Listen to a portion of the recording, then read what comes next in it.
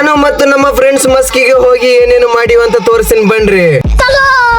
Hi friends, ನಮಸ್ತೆ. ನಾನು ನಿಮ್ಮ ಪ್ರೀತಿ ಈರನಗೌಡ. ನಾನು ಮತ್ತು ನಮ್ಮ ಫ್ರೆಂಡ್ಸ್ ಮಸ್ಕಿ ಹೋಗ್ಬೇಕಂತ ಹೇಳಿ ಕಾರ್ ತಗೊಂಡು ಹೊಂಟಿವ್ ನೋಡ್ರಪ್ಪ. ಮಸ್ಕಿ ಕೂಡ ಬಂತು. ಹಿರಿಯ ಮುಖಂಡರಾದ ಪರಪುರ ಹನುಮಂತ ಅಣ್ಣನವರ ಮನೆ ಓಪನಿಂಗ್ ಇತ್ತಂತ ಹೇಳಿದರು.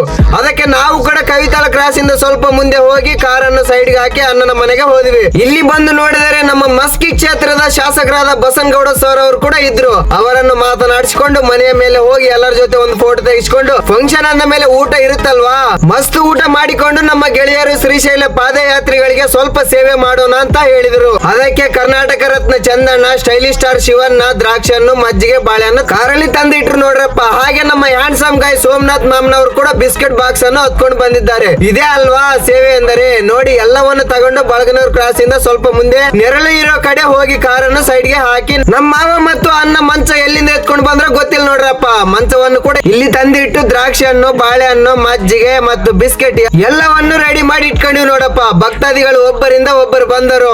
ನಮ್ಮ ಒಂದು ಅಳಿಲು ಸೇವೆಯನ್ನು ಎಲ್ಲರೂ ಕೂಡಿಕೊಂಡು ಮಾಡಿದ್ವಿ. ಮತ್ತೆ ನಮಗೆ ಕುಡಿಲಿಕ್ಕೆ ನೀರು ಬೇಕಲ್ಲಪ್ಪ. ಅದಕ್ಕೆ ನಾನು ಮತ್ತು ಪರಶು ಕನ್ನಡಿಗ ಮಸ್ಕಿಗೆ ಹೋಗಿ 4 ಲೀಟರ್ ನೀರನ್ನು ಕೂಡ ತೆಗೆದುಕೊಂಡು ಬಂದು ನಮ್ ಗೆಳೆಯರಿಗೆ ಕೊಟ್ಟಿವ್ ನೋಡ್ರಪ್ಪ.